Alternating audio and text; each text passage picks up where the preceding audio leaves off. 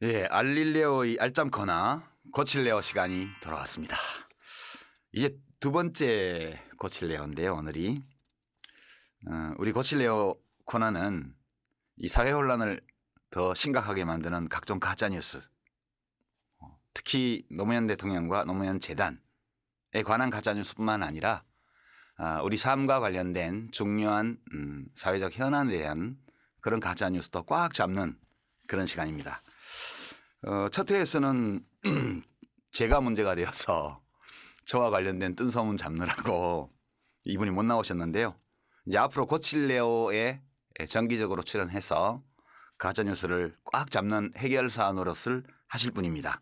노무현 재단의 천호선 이사. 예, 반갑습니다. 예. 이제 고칠레오 코너에 정규적으로 이렇게 나오실 건데 소감 한 말씀, 각오 한 말씀. 소감 어쩌다 보니까 불려 나온 거고요. 앞으로 계속 나올런지는 오늘 이후에 평가에 따라만 달려 있을 것 같습니다. 가짜 뉴스 전문 해결 담당은 아닐 것 같고요. 어쨌든 이번에는 한 가지를 맡게 됐으니까 최선을 다해서 바로잡기 위해서 고치려고 노력을 해보겠습니다. 특히 노무현 대통령과 관련된 가짜뉴스, 예. 참여정부와 관련된 가짜뉴스 이런 것이 나올 때는 아마 우리 천 이사께서 담당해 주시지 않을까 이렇게 예측합니다. 자, 오늘 우리가 잡아야 할 가짜뉴스 예. 뭐 가지고 나오셨어요? 북한 하면 떠오르는 지긋지긋한 이야기가 있습니다. 그래서 이 이야기를 가지고 나왔는데요. 이와 관련된 발언을 먼저 들어보시고 시작하겠습니다. 지금 문 후보께서 지금의 북핵 위기를 이명박 박근혜 정부에 지금 탓을 하고 있는데 이거 제대로 국민들은 이렇게 알고 있습니다. 지금의 북핵 위기는 DJ 노무현 정권 때 70억 불 이상 북에 돈을 퍼줬기 때문이다. 이거 한철 지난 얘기 같은데 끝없이 되풀이돼요. 이게 벌써 20년. 그렇죠. 대북 지원이라고 할 수 있는 게 시작됐을 때부터 2001년경부터 시작된 얘기니까 20년 가까이 된 이야기가 됩니다. 여기 지금 이 발언의 핵심은 김대중 노무현 정부에서 70억 불이 넘는 돈을 북에 줬다. 예. 그거잖아요. 이게 맞아요? 결론부터 먼저 말씀을 드리면 70억 불을 현금으로 돈으로 북한에 줬다는 것은 완전한 거짓 뉴스다. 라는 말씀을 드리고요. 또 이 토론 때 그런 말씀도 많이 하셨어요. 이 돈을 가지고 북핵을 개발했다. 그랬더니 북핵의 책임이 김대중 노무현 정부에게 있다라는 얘기인데 그 또한 매우 설득력이 없는 이야기다. 이런 말씀을 드릴 수 있겠습니다. 그러면 이제 이 70억 달러라는 게 아무 근거 없는 수치는 아니죠. 예. 그러면 이 70억 달러 이 홍준표 씨가 얘기한 이게 내용이 뭐예요?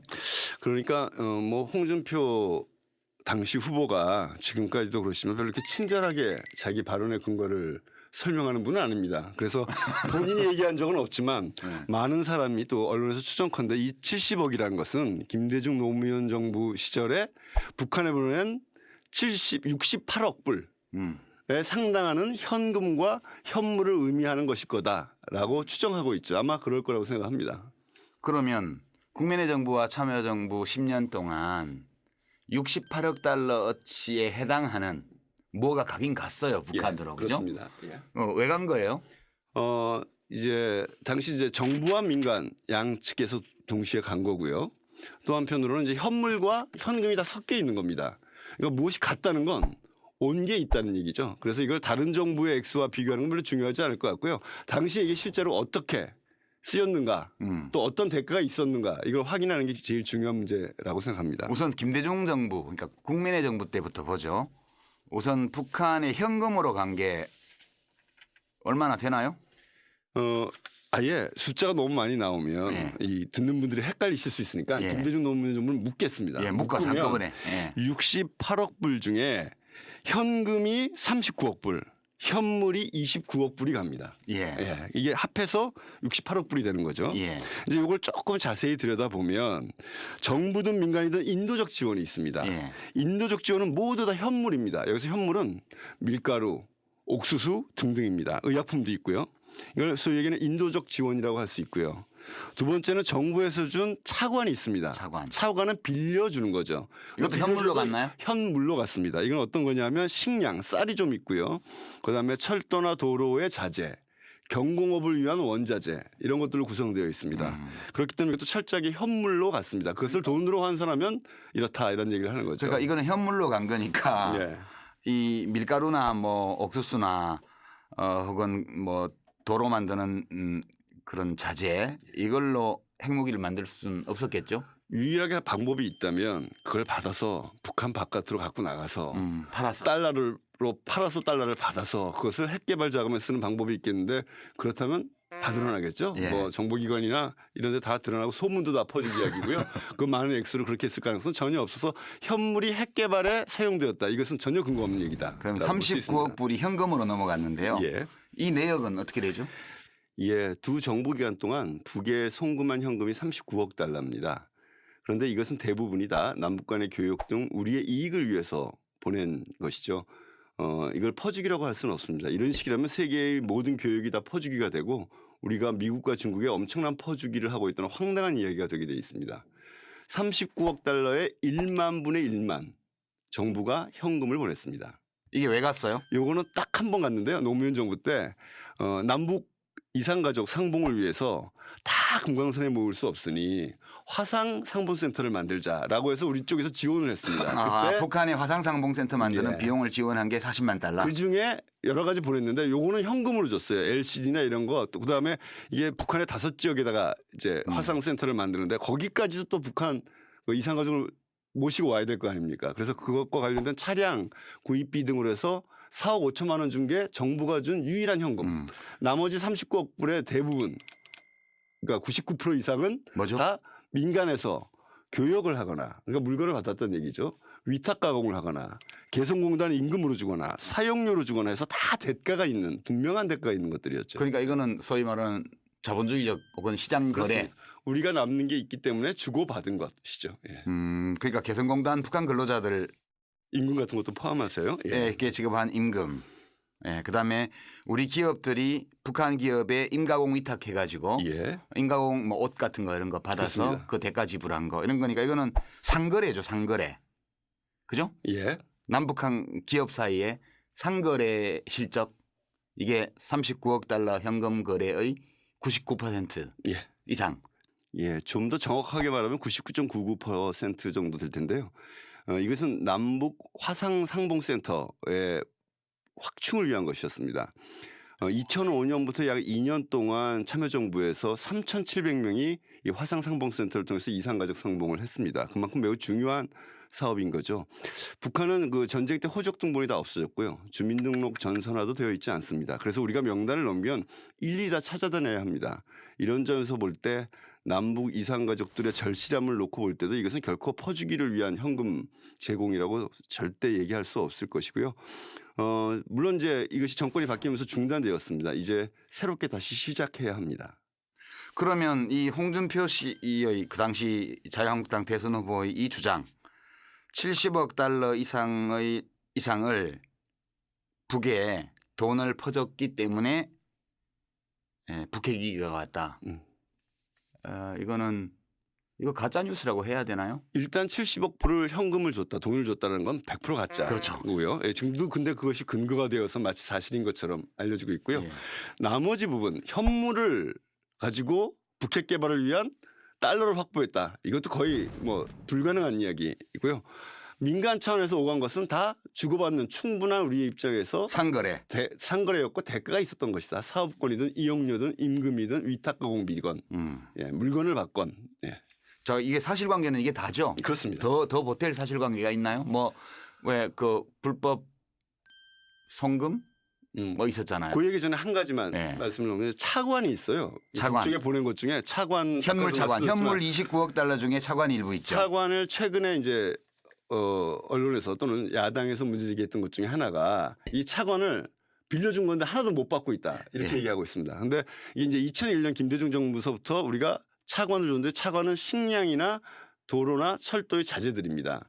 그래서 이 차관은 원래 보통 10년 거치, 20년 상환 그렇지 않습니까? 예, 붙여서 분할 규칙이. 상환. 예, 그래서 2012년서부터 이제 상환을 조금씩 받기 시작해야 할 것이었는데 그 상황에서 이걸 못 받았죠. 못 받은 남북 관계가? 이유는, 예, 남북 관계가 안 좋으니까 예. 이명박 정부 들어서면서부터 북한을 주적시했고 박광자 씨 사건 때문에 남북 관계가 전면적으로 단절됐습니다. 그런 그 천안함 상태에서 사건 나고 그렇죠. 2010년인가요? 네, 2010년. 박광자 씨 사건 때 이제 결정적으로 이제 상당 안 좋아지고 금강산. 예, 예. 예. 그래서 이런 거죠. 상당한 나보고 적이라고 그러는데 꾼 돈을 내가 알아서 갚어? 이럴 리가 없었던 거죠. 그럼 이건 나중에 북한이 갚아야 되는 거죠? 그렇습니다. 현물로 갚아야 하는 것이고요. 현금으로 갚아도 되고 그 두 가지는 앞으로 우리가 남북관계가 좋아지면 이제 받을 수 있는 것이 되겠죠. 이거 나중에 우리 현물 차관 줬는데 현물로 받으면 안 되나요? 그때 거래를 이제 서로 협의를 하면 예. 여러 가지 방법이 가능할 수 있다고 생각이 듭니다. 현물로 받아도 될 것 같아요. 그 현찰이 북한에 아직은 그렇죠. 달러가 없을 거 아니에요. 북한이 뭐 광물 자원 같은 것들로 받을 가능성이 훨씬 높은 거다 이렇게 전망할 수 있겠죠. 그 전체 현물로 건너간 29억 달러치 중에서 약 10억 달러 정도가 아마 차관이었던 예, 걸로 그죠? 그렇습니다. 예. 네, 그렇게 돼 있습니다. 자, 이걸로 이제 이 홍준표 씨가 이야기한 이 70억 달러라는 이 근거를 알 수 없는 이 액수의 근거를 우리가 애서 찾아서 약간 교정한 게 68억 달러. 예. 그 68억 달러의 구성 내용은 39억 달러의 이 상거래에서 오고 간 현금, 예. 그다음에 29억 달러의 차관을 포함한 현물 지원, 인도적 지원 이게 이제 단 거죠. 팩트체크는 이걸로 됐고요. 그다음에 차관 문제는 아까 말씀을 예. 하셨고 그 대북 불법 송금 문제로 특검도 하고 뭐 그 얘기를 그랬잖아요. 다시 기억해내게 한 게 최근에 이제 역시 또 있어요? 홍준표 씨입니다. 홍준표 씨가 최근에 우리가 제주산 귤을 북쪽에다 보냈잖아요. 그때 예. 홍준표 씨를 포함하여 몇몇 자유한국당 분들이 귤 박스에 귤만 들었겠느냐라고 얘기를 했고 최근에는 앞으로 문재인 정부 힘이 빠지면 조사 좀 해보겠다. 아마 현금이 오갔을 것 같다라는 식의 발언을 하셨죠. 그래서 이 문제에 대해서 아까 참여정부 때 4억 5천만 원 화상상봉사한테 쓰였다라는 거 말고 한 번 더 있죠. 그게 바로 김대중 대통령 시절에 대북송금이고 그것이 노무현 정부 시절에 특검으로 진상규명이 되었었던 사건인데 그 부분에 대해서도 사실 사람들이 잘 정확하게 알고 있지 못한 것 같습니다. 그 팩트를 이야기하기 전에 귤 상자나 사과 상자에 뭐 딴 거 담는 거는 그분들이 많이 하던 거죠. 많이 하셨던. 예. 역시 해본 사람이 뭐 안다고. 옛말에 고기도 먹어본 놈이 먹는다 뭐 그런 말 있잖아요. 자, 그건 그렇고 그러면 이 대북 송금 사건, 소위 불법 대북 송금 사건, 이거는 팩트가 뭐예요? 확인된 팩트가. 최종적으로 이제 특검이 밝힌 것은 4억 5천만 불이 현대에 의해서 북쪽에 전달되었다. 그 과정에서 산업은행에서 대출을 받는 과정과 북쪽에 송금하는 과정에 정부가 편의를 봐주었다. 외환관리법 확인된 위반이다. 거죠. 예, 그거는 위반이다. 그러나 이 4억 5천만 불은 보니까 대북 경제 협력을 위한 그 일종의 선투자라고 검찰도 그때 규정을 내렸습니다. 그 현대가 이 4억 5천만 달러를 제공하면서 뭐 사업 독점권 같은 걸 좀 받았죠. 좀이 아닙니다. 그래서 사실 그 부분을 잘 모르시는 분들이 많은데 제가 다시 한번 이걸 확인을 좀 7가지나 돼요. 아, 그래요? 7대 SOC 사업권에 대한 30년 독점 사용권입니다. 일종의 조차권이라고 얘기할 수 있을 정도의 것인데요. 뭐죠? 7대 SOC 이것만 사업이? 볼게요. 전력, 통신, 철도, 통천 비행장, 임진강댐, 금강산 수자원, 명승지 여기는 뭐 백두산, 묘양산 다 포함합니다. 의 관광공사 등인데 이것을 위한 선투자 개념으로 우리 돈으로 따르면 5천억 원 정도를 북에 미리 현대가 준 거죠. 그래서 정부와 국책은행이 그 송금 과정에 편의를 봐준 건 확인된 그렇습니다. 거죠. 예. 그러면 이거는 결국 이게 정부가 무슨 국민 세금을 북한에다 몰래 보낸 게 아니고 현대가 이 돈을 선급금으로 말하자면 독점 사업권에 대한 선급금으로 보내려고 했는데 그 당시까지 북한이 국제금융거래 인프라가 안 돼 있었던 것도 있고 국제 제재도 있고 그래서 정부가 편의를 봐준 건가요? 글쎄요. 그 배경에 대해서는 뭐 정확한 공식적인 해석은 없는데요. 여기서 하나는 더 있습니다. 1억 달러 정도를 정부가 대북 특별 정책 자금으로 지원하는 문제가 검토됐었던 건 사실입니다. 검토만 됐었다. 예, 근데 그건 실행되지 않았죠. 지금 최근 며칠 전 얼마 전 기사인데요. 현대 현정원 회장이 그때 그 보냈던 이 사업권을 예. 기반으로 해서 현대의 대북 진출 계획을 구상하고 있다는 보도가 아, 지금 나왔습니다. 그러니까 이게 그대로 유효한 겁니다. 그러니까 지금 가만히 생각해 보시면 제가 만약에 5천억이 있었으면 이 7대 사업에 독점권을 준다면 빚을 내서라도 5천억을 줬을 것 같아요. 지금 그게 아마 다시 살아나게 되고 현대가 북한을 진출하는데 굉장히 큰 근거가 뒷받침이 될 수 있는 그런 약속 또는 계약 조건이었다고 볼 수 있겠죠. 그런데 이 산업은행하고 정부가 편의를 봐준 거 이것 때문에 특검이 이루어졌고 예.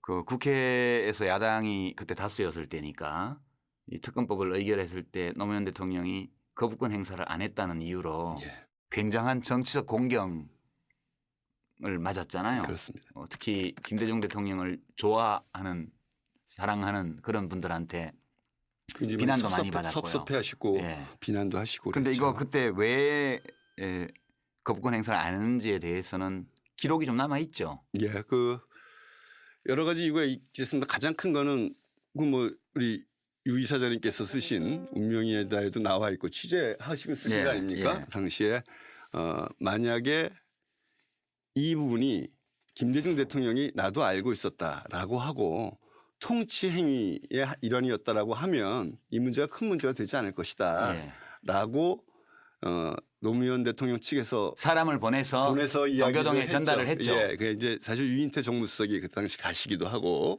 다른 분도 가시고. 다른 분도 있고 네. 몇 분이 가셔서 누군지는 그런 알지만 말은 안 할게요. 그, 예. 그 삭제해야 되나요? 하여튼 아니에요. 예. 그렇게 전달을 했고 그런데 결국엔 김대중 대통령께서 나는 보고받은 바가 없다 이렇게 돼버린 겁니다. 예. 그러니까 보고받은 바가 없으면 대통령의 통치행위가 될 수가 없는 거죠. 대통령이 그렇죠. 몰랐던 일이니까. 그러니까 불가피하게 특검으로 갔는데 저는 거기다 또 한 가지 이거는 유시민 이사장님이 쓰신 얘기지만 또 하나는 우리가 특검 그러면 두 가지 의미가 있지 않습니까? 동시에 하나는 특별히 일반 검찰이 아닌 검찰을 임명한다는 것이고 예. 두 번째는 수사의 범위를 항상 한정하죠. 예. 특검법은 항상 2조에 보면 수사의 대상이라고 해서 어디까지만 한다는 걸 정합니다. 그때 당시 노무현 대통령께서는 이걸 일반 검찰한테 맡기면 파고 들어가면서 김대중 대통령의 온갖 것들을 다 들춰내서 협박하려고 할 가능성이 있다는 판단이 있으셨고요. 예. 특검은 특정해서 한정하기 때문에 요번에 끝날 것이다. 그러니 특검으로 가는 것이 일반 검찰한테 기회를 주는 것보다 훨씬 더 낫다라는 판단도 그래서 있었죠. 당시 특검이 이 대북 송금 관련 사항만 딱 하도록 조사를 하고 지정돼 끝을 있었습니다. 냈죠. 예, 그렇습니다. 그래서 이거에 대해서는 지금도 여전히 뭐 SNS 보면 조금 있습니다만 김대중 대통령으로서는 김대중 대통령 나름의 그런 여러 가지 상황이 있었을 것 같고 예. 노 대통령은 노 대통령대로 또 여러 가지 판단이 있어서 그러니까 좀 좋지 않은 그런 후유증을 남긴 건 사실이지만 어찌 보면 결과적으로 보면 특검 수사 결과에서 나온 것처럼 현대에서 돈이 나왔고 정부가 송금 편의를 봐준 것이 사실의 전부임을 확인한 의미는 그렇습니다. 있죠. 예. 네. 근데 이제 거기서 더 하나 나가는 게 노무현 대통령께서 당시에 그런 말씀을 많이 하셨어요. 이걸 아주 고민하면서 고통스럽게 받은 카드였는데 이 기회를 통해서 앞으로 투명하지 않은 거래, 투명하지 않은 주고받음 이런 것은 없을 것이다. 이런 약속을 하셨죠. 남북관계를 투명하게 이끌어나가겠다. 이걸 계기로. 그걸 아셨던 노무현 대통령이 그리고 그때 당시 그 문재인 준비위원장. 수석, 준비위원가 그때 당시 이제 이 초기에는 준비위원장 아니셨고요. 네, 남북 정상회담 예, 때는 그건 나중에 그렇게 되셨고 이 과정을 문재인 현 대통령께서 다 아시거든요. 민정수석 그렇죠. 하셨죠. 이걸 현금을 단돈 얼마라도 보내면 나중에 특검 간다는 거 다 아시는데 그 문재인 대통령이 귤박스에 현금을 넣어서 보냈을 가능성은 없을 거라고 봅니다. 거의 한번 논평할 가치가 없고요. 예. 자 이제 마무리하면서 이 68억 달러에 대한 그 보수 진영의 해석 이게 북한에 대한 퍼주기고 이걸로 핵을 만들었다. 이게 팩트는 우리가 다 체크를 했고요. 예. 이 팩트를 왜 이렇게 해석할까 이분들은 그건 이사장님이 너무 잘 아시지 않을까요? 제가요?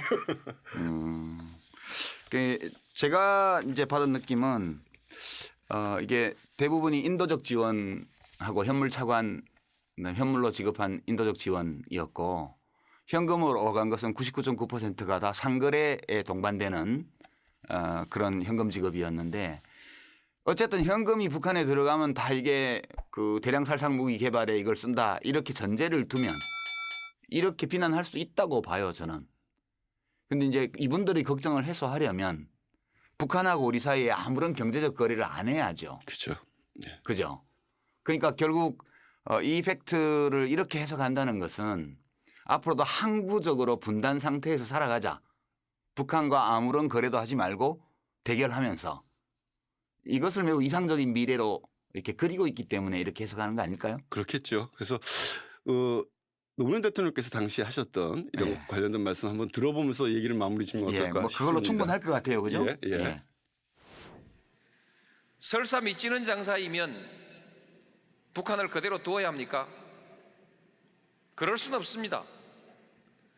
이웃에 아주 가난한 나라, 가난한 국민이 산다는 것은 그 자체가 안보의 위험 요인입니다.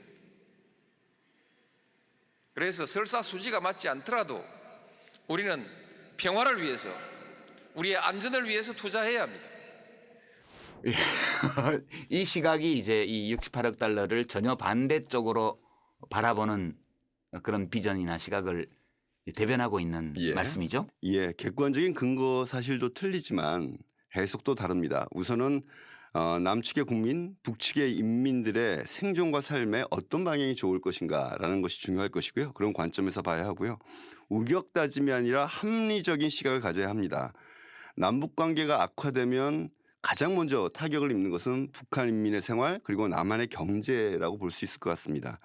그리고 통일의 관점에서도 북한이 정치적으로나 경제적으로 망가지면 위험이 굉장히 증가될 것이고요. 더 많은 통일 비용이 든다라고 볼 수 있을 것입니다. 북이 경제적 자립이 가능해야 평화도 번영도 통일도 가능하다 이렇게 봐야 할 것이고요. 앞서서 함께 살펴보았지만 국민 세금으로 현금 퍼준 곳 없습니다. 그리고 대가 없이 퍼준 곳도 없습니다. 뭐 억지로라도 대가 없이 퍼주기라고 주장할 만한 것은 인도적 지원뿐일 텐데요. 인도적 지원을 퍼주기라고 할 수도 원래 없고요. 우리나라뿐만 아니라 다른 나라나 국제기구도 대북 인도적 지원을 상당히 많이 하고 있다는 사실 우리가 기억해야 할 것입니다. 또 이것은 모두 현물이고요. 이것이 남쪽에서 오는 것이라는 걸 북한의 주민들이 대부분 알고 있고 점점 더 많이 알아갈 것이다. 물론 이것이 핵 개발에 사용될 가능성은 거의 없다. 뭐 없다. 그래서 오히려 평화와 통일의 대중적 기반이 될 수 있다라고 봐야 될 것이고요. 특별히 강조하고 싶은 것은 남북 평화와 교류야말로 한국 경제의 도약과 청년들의 일자리를 확대하는 그 어떤 정책보다도 높은 성과를 기대할 수 있는 핵심적인 국가 전략이라고 할 수 있을 것입니다. 예, 그 이제 다 이게 북한 핵 그다음에 ICBM 이런 문제들 때문에 이런 해석이 일부 통용될 수 있겠죠. 그냥 앞으로 북미 관계가 잘 풀어지고 남북 관계가 또 그와 함께 잘 발전하면 남북 사이의 경제 교류가 활성화되면서 민간 차원의 상거래도 아주 커지지 않겠습니까? 그러면 뭐 68억 달러가 아니라 6,800억 달러가 될 정도로 남북한 사이의 상거래가 이루어져도 만약 이 대량 살상 무기에 대한 어떤 공포 또는 북한이 안보를 위협하는 주체로서 우리에게 인식되지 않는 상황이 생긴다면 그때는 뭐 홍준표 씨도 이런 해석을 하진 않을 겁니다. 안 하겠죠, 못하겠죠. 네, 못하겠죠. 예, 예. 네, 그런 희망적인 결론을 도출하면서 예. 오늘의 오늘 알릴레오의 고칠레오 코너를 마치도록 하겠습니다. 아직 얼마 안 돼가지고 이렇게 서툴러요. 예, 용서해 주시기 바랍니다. 수고하셨습니다. 오늘. 예, 감사합니다. 예.